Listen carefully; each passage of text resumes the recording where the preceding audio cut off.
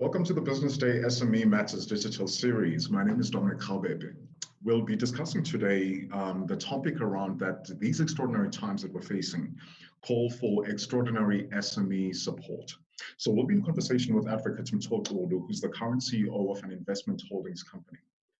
Although this was meant to be a face-to-face engagement, as it normally is annually, the intention is now to make this online platform regular so that we can adjust to the new ways of working that this COVID-19 pandemic has called us to be able to do. By way of background, the Business Day SME Summit digital series is a brand extension of the annual Business Day TV Summit that provides an opportunity for small business owners, entrepreneurs, incubators, franchises, investors, as well as suppliers to the SME sector to just come together and engage with experts in business, technology, marketing, and in the investment fields. Simply put, it's where South Africa's leading entrepreneurs, business personalities share their knowledge, insights, and skills to help small businesses grow and stay ahead of the pack.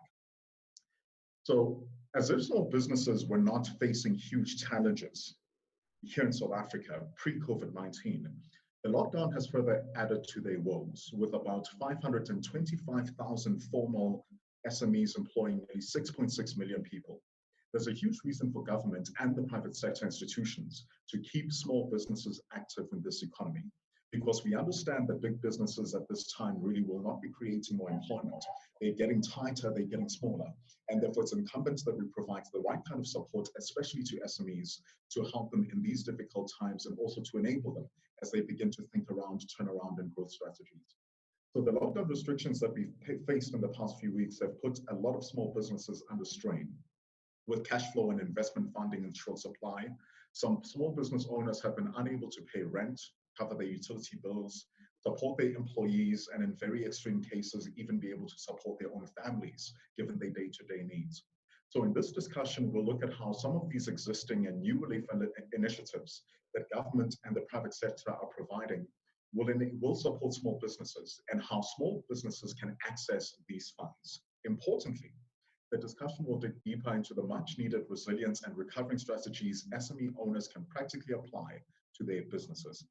So let's introduce our Advocate Mtotolo. He is an advocate by profession, an entrepreneur, and a business leader. He's currently the CEO of an investment holdings company and serves as the president of the South African Chamber of Commerce, as a board member of Business Unity South Africa, a board member of the Small Enterprise Development Agency, and also a committee member of the BRICS Business Council of South Africa.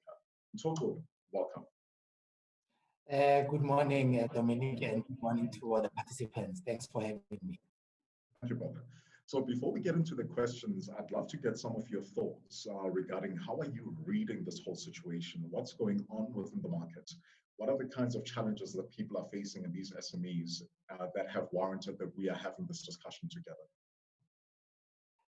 Yes, I think SMEs, like all businesses, have been hit hard by the novel coronavirus, taken the world by storm, totally devastated the economy of South Africa at a time when already we were facing great challenges, of low economic growth, high unemployment, growing inequalities, and obviously the recent downgrade. So it could not have come at a worse time for South Africa. And SMEs being, the big employers that they are with their, different manifestations throughout the country, have also been hit very hard because, as you know, SMEs in our country do not really have deep pockets and large reserves. So they depend on ongoing operations for them to succeed. And with the coronavirus and all the health precautions that had to be put in place, you had a lot of SMEs obviously not being able to trade, and as a result, not being able to generate income and to sustain themselves. So it's a difficult time, and myself being the president of the South African Chamber of Commerce and a member of BUSA and a member of CEDA, I've been at the cold face of seeing the challenges, and trying to respond, obviously, to soften the blow on SMEs and the broader economy. Yeah. And on that note, can you tell us a little bit more regarding, what are the financial assistance packages and relief schemes that have been offered that SMEs can or should be able to access? So what you found really is that our response as a country has been in three phases, or will be in three phases. The first one obviously was containment, and it can be both health and economic. But from an economic point of view, it was containment of the economic impact. And very quickly, government had to rush to put together certain financial relief schemes to ensure that we soften the blow on economies and really deal with the immediate shock. It's not so much so that there are stimulus packages, because stimulus in its nature means that you are trying to grow the economy. What you have now is a lot of fiscal support that is just meant to soften the blow and actually postpone and give us some time to have a proper recovery phase, where I think we're entering into now. So what you have as for SMEs, largely, you had the initial programs coming out of the Department of Small Business Development. And I think you need to commend the department. It's a department that has very limited resources, but their energy and their commitment to make sure that SMEs are not highly impacted is very commendable. Under Minister Nchaibeni, we saw, resources being availed to the Small Enterprise Finance Agency. And as time goes by, we've also had the announcements from Minister Mboweni on a loan guarantee scheme that is being placed for bigger SMEs. But what you have really is the financial relief from CIFA, which is the Department of Small Business. And now you've had recently the loan guarantee scheme through the banks, which was launched last week. You've also had the tourism scheme that unfortunately was delayed by court processes, but now I think is ready and available for tourism SMEs. And the Department of Agriculture has also made available, I think, some 1 billion rands worth of support to small farmers. And on the other hand, you've had some private sector contributions to business partners. Unfortunately, because of the huge demand in South Africa, that business partner scheme was oversubscribed in a few days, and just demonstrating the sheer magnitude of the challenges that we are facing. So the financial schemes are those that have been put in place. I think something in the region of about 2 billion rands if you put all of them together. But it's definitely not sufficient, because I believe that for you to really take care of the entire SME community in South Africa and actually stimulate its activities, you will need probably something close to 1 trillion rands over time. Sure. So it means that the need is great regarding what it is that we can meaningfully be able to do to actually soften the blow to SMEs out there. So what are some of these, terms and conditions that come with accessing funds? And let me just be able to contextualize it for you. We've got people that are joining us in the webinar that are saying, they're applying for funding through governments, they're applying for funding from the banks, and part of the T's and C's that they are being requested is to provide projections regarding what their business is going to do over the next 3 years. And some of these entrepreneurs are saying, I don't even know what my business will be doing in the next week. And so, what are these T's and C's that are required? And is there a way where we can simplify some of these terms and conditions so that we actually make it, accessible for these small business owners to access the support which they dearly need during this time? So we definitely will have to have, financial programs that are a bit more agile.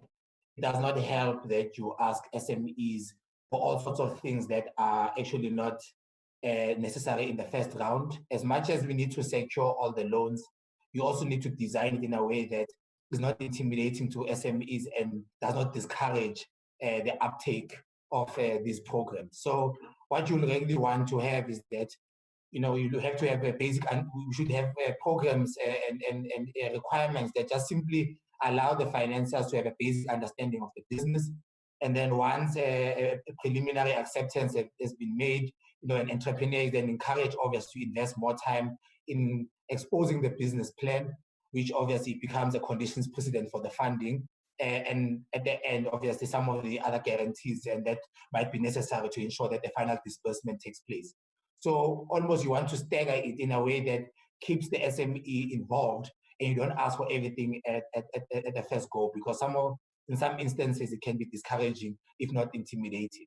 So we've not really found that a lot, because the agencies that are currently dispersing the funds, especially from a government point of view, have unfortunately been found to be very bureaucratic, because in the nature of state-owned entities, But with the novel coronavirus, you need a bit more agility in the economy for us to be able to respond on time, because it helps nobody to keep SMEs in a queue for months, because by the time you actually disperse the finance, there might not be any business to salvage. Yeah. And also, projecting is going to be very difficult. It's very difficult for macroeconomic projecting, because nobody really knows what this COVID-19, how it will play out in the economy. So we really need to be able to work closely between financiers and entrepreneurs to really build something, because this is something new.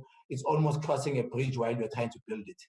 So we need to have a proper collaboration and not have the adversarial relationship that you obviously have previously with financiers, where entrepreneurs are finding it difficult to access the finances, and the financiers themselves are almost trying to give you every reason not to give you the funding. So it needs us to obviously innovate and make sure that the terms and conditions are not onerous, so that we save the businesses that we currently have, and also encourage new economies to be born out of this crisis. Yeah, no, certainly.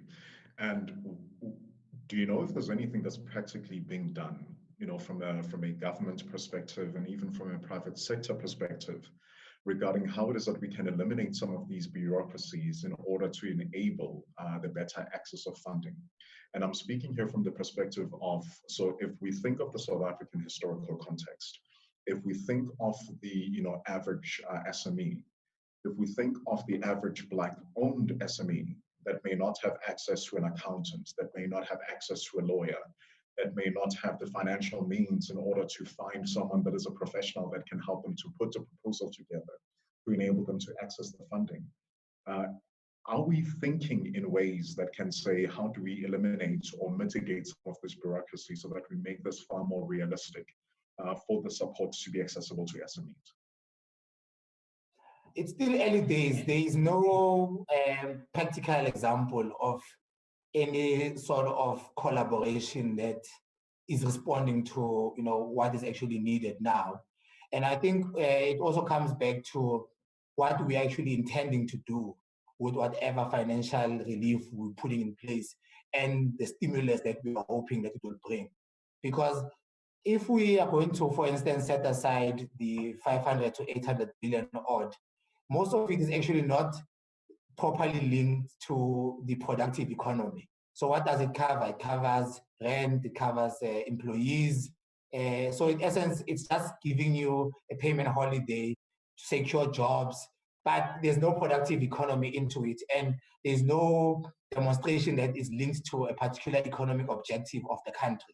So a couple of months later, after we've burned out the 500 billion, we will not have created new businesses, we will not created new markets, we will not change the structure of the economy, we will not have built any new SMEs. So I think the bigger conversation is about how do we use whatever financial resources we have now and what partnerships we've been able to build to really start saying, how do we reimagine this economy? We have a billion rand or so, or not we have 500 billion rands that the government has spoken about.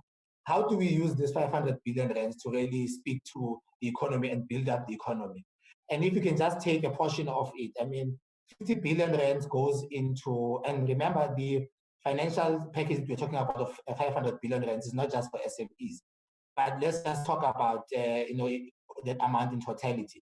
We have 50 billion rands that is going into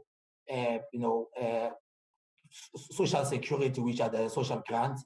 We have another 20 billion rands going into the health budget to make sure that we have the necessary PPE and the resources in the health department.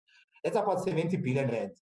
But nobody is saying, how do we then make sure that that 70 billion rands stays within the South African economy? We are buying from SMEs, we are buying locally, we are stimulating local production, because eventually all these social security will go into expenditure. But then how do you link it to economic activity and local production so that the money is not lost to the business community. So I think the collaboration is not so much so about how do you structure the loan. It's about how then do you use these financial resources and this crisis to build an economy that can self-sustain itself beyond this initial investment. Because if you just spend the 500 billion rands, it's going to be wasted. In 3 months' time, that money will be dispersed, salaries will be paid, rent will be paid, but no economy will exist. So you need to be able to say, let's rather imagine this 500 billion rands as an investment so that it stays in the economy and keeps reproducing itself as we try and find more resources to obviously propel the economy as a whole. Yeah, absolutely. Now I fully understand that, because I would imagine there's even some businesses that are, accessing some of these funds, but it's important regarding how do we reinvest within our local economy versus, for example, where a business may access those funds, but they're importing PPE from China. So essentially, we're throwing that money down the drain if we're then not reinvesting it within our economy. In your opinion, has the access to the funding with all the schemes that are currently within the market, in your opinion, has it been a success? We believe the only report that has actually come out is the report coming out of the Department of Small Business Development that they've committed, I think, some 400 million rands to a number of SMEs that have applied to CIFA. And but they also mentioned obviously that the pipeline of the current applications actually requires 5 billion rands. So to the extent that the agencies are available and they are processing and they're speeding up their turnaround times, you would say that it's a success, because at least applications are coming through, approvals are being made, albeit very slowly at small quantums. But for this to be successful, I mean, it's like any business person. How do you measure the success of your investment? It's by the returns. Yes. How are we able to say how much money do we need and what do we really want to achieve with this money? Because as I say to you, if all this financial support does not go into the productive economy, then it's really just a well-intended initiative that's going to give us very little results. So the other entities, unfortunately, have not really publicized their reports. I think if I heard from the Department of Agriculture, for instance, that they still want to make sure that they finalize the agreements with the applicants before they disclose it to the public. So over time, I think we'll also have to improve our communication between government and the private sector so that we maintain the momentum and the confidence of the business community in all these financial relief measures. But the success will be in how do we use this current investment into the economy for it to really make sense. If you talk about the 200 billion rand loan scheme, for instance, one way of measuring it is that people would have applied and exhausted the 200 billion. But as a business person, I would rather say, are we putting that 200 billion rand in businesses that are actually going to be able to be sustainable and eventually grow this economy? Because if I'm just going to be moving this money to pay rent, in 3 months' time, I would have paid the rent, but what have I produced? Very little. So I think we need to have a deeper conversation about how this relief measure should not just be a relief, it should actually be an investment, because people are going to be taking up these loans, are going to be expected to pay them back, and how do you pay it back if there's no economy in the future? So we just really have to be very careful about how we structure this relief and how do we make sure that it's an investment and not just expenditure. Absolutely.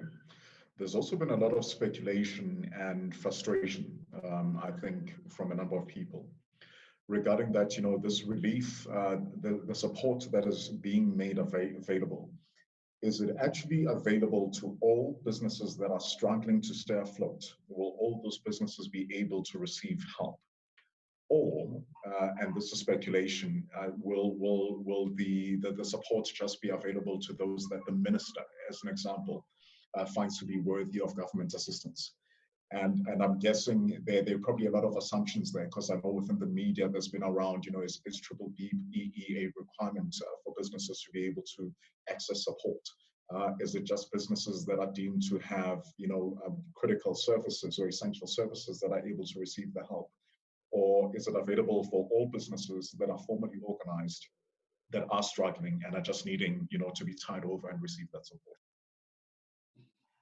Yeah, my experience and my reading, being the eternal optimist that I am, is that these relief measures are available to all businesses, all South African-owned businesses that are viable, that are able to obviously meet the requirements of whichever scheme that is being applied for.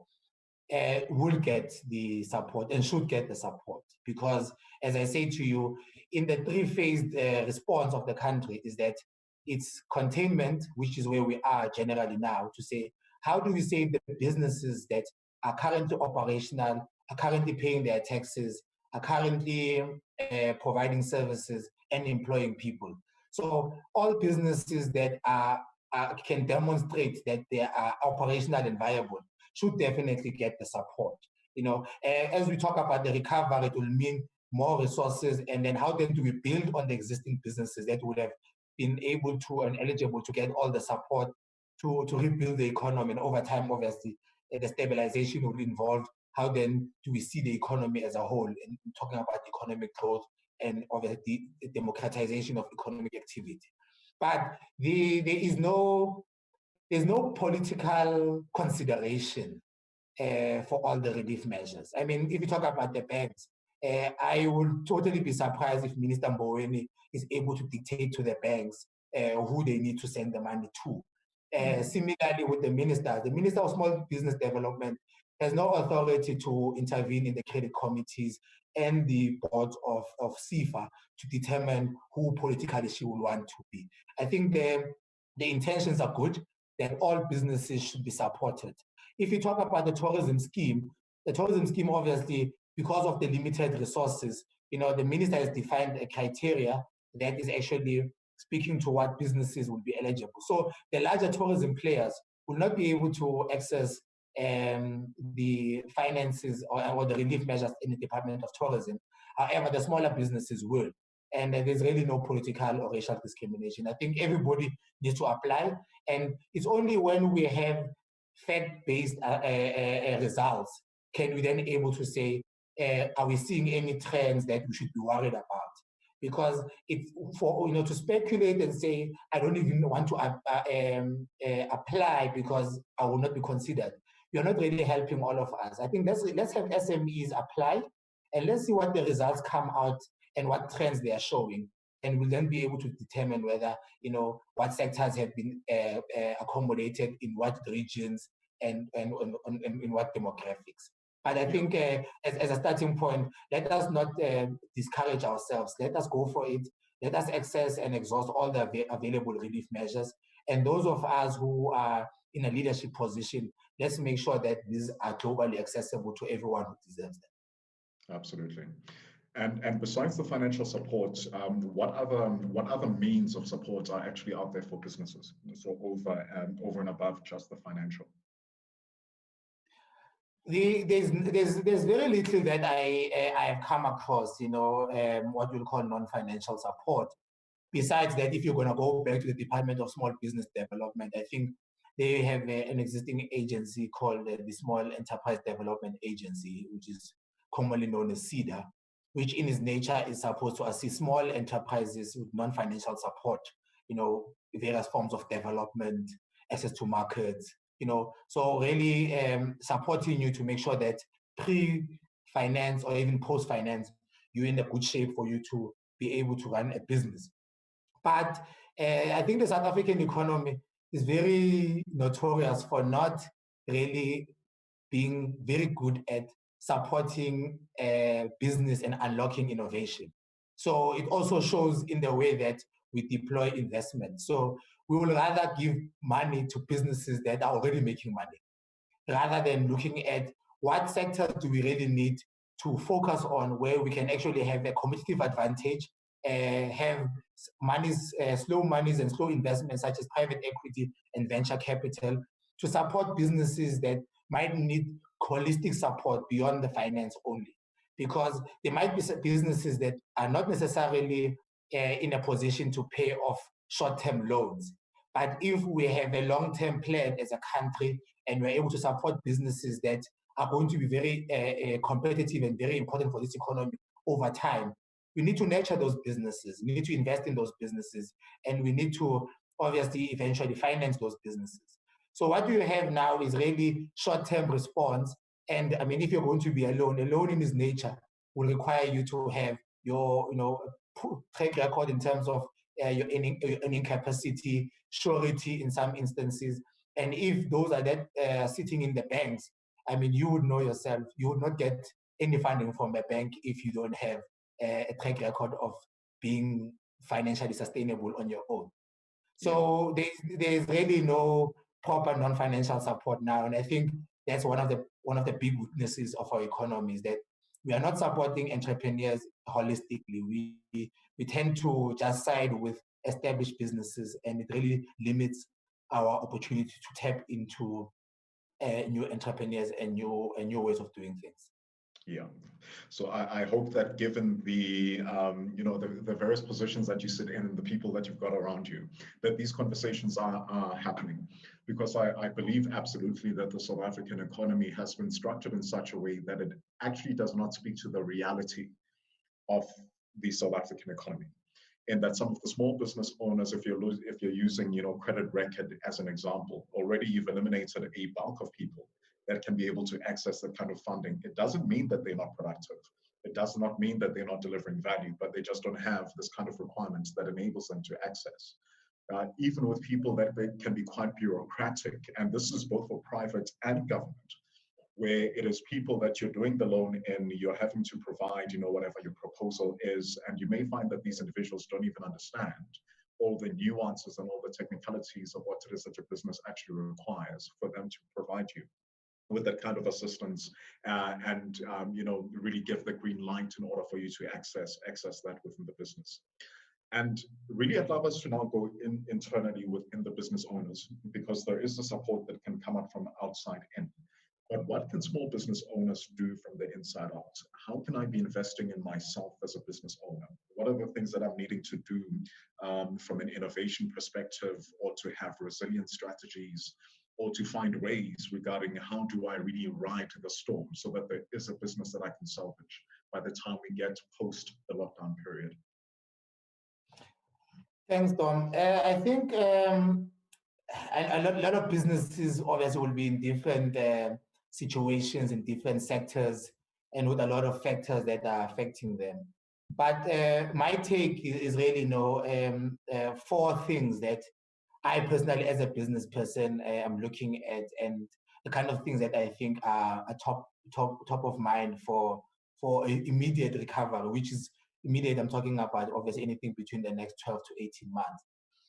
The first thing definitely is to make sure that you recover and protect existing business and revenues. We are now easily into the third month of one form of restriction or the other, starting with the national disaster into the various levels of lockdown. So the one thing that every business person should be focusing on now definitely is to protect existing revenues and existing business, because the new business is definitely going to be hard to come by. So if you're already in a space where you have existing markets, ensure that your offering is top notch, and your existing businesses are being serviced properly, existing clientele is serviced properly. You are in tune with them, you're in tune with their needs. You are looking at developments in their sectors and how they can impact on you, because it's not a time to lose any business now. You need to keep what you have. Similarly to the advice that you need to keep your cash now, because we are not sure about what we are going into. Secondly, as a business leadership and a board or a management or an entrepreneur, it's also a time now to also reflect about the relevance of your business, because not every business is going to recover at the same pace. Over the next two years, various businesses are going to take different terms in their recovery periods. So you need to understand really whether is what you are still offering still relevant for this current economy. Are you still targeting clients that are allowed to open at this time? So the relevance of your business becomes very important, and not to stick with things that you are very passionate about but no one is willing to buy. So the relevance and adaptability of businesses is going to be very important now. Thirdly, you really do also have to look at the structure of your organization and your systems. I mean, I think the glaring example now is the fact that people are working from home, and there's different ways of distributions. Certain restaurants now are allowed to open, but are only allowed to do deliveries, for instance. That kind of example can apply to a number of sectors. So you need to really look at how is your organization structured to be able to navigate the restrictions that we have now, but also the economic patterns that are going to emerge. Because beyond the restrictions the government is imposing, consumers themselves will start engaging differently with different goods and services.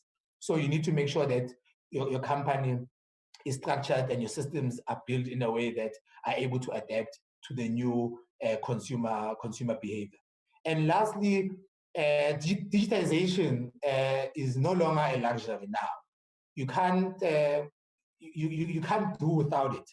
And that digitization in how you interact as a team and or amongst your teams, but also how you also interact with your business.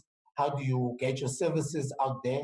And digitization, I also link it to innovation, to say how then do you innovate within your industry to make sure that you remain competitive. And there's a lot of international examples that entrepreneurs can draw from on how, for instance, businesses have been able to change the way they operate to remain successful. I think the one example that the guys in the ICT space have seen the value that ICT companies have been able to create by the migration of various businesses to digital platforms. So it's going to be that level of digitization and innovation that entrepreneurs will need to focus on, because a traditional way of doing business is not going to work, because I think now we've been catapulted into a new way of seeing things, and your business must, at least at the very least, be able to keep up. Even if some of your consumers might go back to the traditional ways over time, but don't take it for granted that things are going to go back to the old normal. I think everyone needs to understand that their businesses have to be geared for a new way of things that is still unfolding. So you also have to be very vigilant to developments in your own industry so that you are not left behind. Yeah, no, certainly. So a number of the people that have joined us on this video and on this interview are also startup organizations. So these are new companies that were just getting going before the lockdown began. And the questions that they're also asking is, besides these businesses that have been established and can implement these three strategies in order for them to rise the storm and be innovative and really have resilience during this period, but for those startup companies, is there any support that we have, either from a private or public space, regarding how does that we support these startup organizations for them to not die a premature death, for lack of a better word? Unfortunately not. As I mentioned previously, as an economy, we are very notorious on sticking to what we know. And in the process, we've not been really able to support our startups at the rate that is required for us to really unlock innovation in this country. I think because this conversation, as facilitated by Business Day, is going to be an ongoing conversation, I think we really need to start highlighting the need for us to incentivize investment firms on how they actually deploy their capital.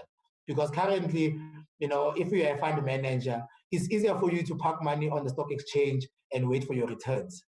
But it does not really help the economy, because a lot of the people who actually need the real economy that needs the investment is sitting outside of those traditional spaces where capital is being deployed. And you have a lot of major companies, for instance, now talking about, holding back dividends, keeping cash. But you ask yourself, why then do we not make sure that in this space we are able to invest in startup and smaller companies, paying them on time, buying more from SMEs, so that whatever cash is being kept back is not just kept for the sake of keeping it, but we are also putting it into the real economy. Obviously, leadership and certain support from a policy point of view from government will be very important, because people who manage funds have a particular way of being incentivized. If you have short-term returns and you get paid for short-term returns, there's no chance that you're going to put money into startups. But we need to really think differently as an economy. And I think we need to use, the policy instruments that government has to incentivize funds to put money into startups, but also use platforms such as these and many others to really profile the value of startups and also compare them, like for like on how they've been able to create value in other regions that we as a country are trying to compete with globally. Yeah, no, thank you very much for that, Advocate Gordon. So really concluding notes, parting notes from you, to business owners that are out there in the market, Gobi, Abantu, they're facing fire left, right, and center. People are trying to survive, people are trying to access help. How do we ensure that these SMEs, that even during these very tough times, can still hold on to hope, can still be thinking in ways that enable them that we can ride the storm through together? Yeah, my take really is not so much so for the entrepreneur. I think for the entrepreneurs, as I mentioned, those 4 key issues for myself, protecting your existing markets and your existing clientele, making sure that the structure of your business is geared for the new way of the new ways of consumer behavior, reimagining and understanding the relevance of your business, and lastly, innovation and digitization. A lot of entrepreneurs, obviously, businesses are their lifeline, so they're not going to really play around with their future. I think what we really need to do, we really need to have the structural discussions between business leadership, organized business, organized labor, and big government to say, how do we use this opportunity to, firstly, the initial resource that we have, how do we invest them into the economy in a way that is linked to a long-term strategy and seeks to implement all the undertakings that we've made as a country, that we are targeting a certain level of economic growth, we are targeting a certain level of SME development, job creation, and so forth. We can't pay lip service to it anymore. SMEs are ready to work. SMEs have crafted their business plan. SMEs have provided the necessary energy behind their businesses. Unfortunately, you still have a large concentration of markets in this country. You have a large concentration of economic activity, and people who are not close to the big centers, unfortunately, don't get the joy and the support that they need. So the challenge is not so much so about what SMEs should be doing. SMEs are trying to stay in business, and I think I will encourage all of them to stay in business. And let us make sure that we have a critical mass of public debate on about how do we create markets, democratize the economic activity in this country, and make sure that all the financial and non-financial support goes to the real economy and not just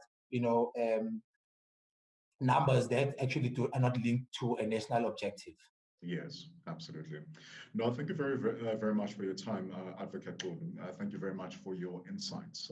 Thank you very much for your very considerate and thought through and sober ideas that we really need to begin to look at how it is that we structure this economy, because the way in which we're structured at the moment does not actually serve us regarding how it is that we go forward. It is incumbent upon us, not only from a government, but from a private sector perspective, that those that have access, to the funding, those that can be able to do the investments, not only invest within financial markets, but put those investments within the real economy. It's important as well for the business owners and the small business owners, especially because the times right now are absolutely tough. Let's make no mistake about that. People are facing challenges where it's not just how do I survive this business, but how do I actually be able to survive myself? But that being said, right now in this economy, there are people that are growing their businesses. There are people that are making a lot of money within this economy. There are people that are exploring new opportunities that are arising as a result of the crisis that we have within us. And so really in all of the storm, the appeal is that for the SME owner, for the entrepreneur, for the South African that's sitting at home and absolutely worried regarding what's going to happen tomorrow, how do we center ourselves? How do we begin to think in ways that are clear to then say, so long as there's a crisis, because the Chinese word for crisis, by the way, means the same as opportunity. So when the Chinese are facing crisis, all they're facing is opportunity. And so for us, rather than focusing on that which is going down and that which is not working out within our economy, how do we see this crisis as an opportunity?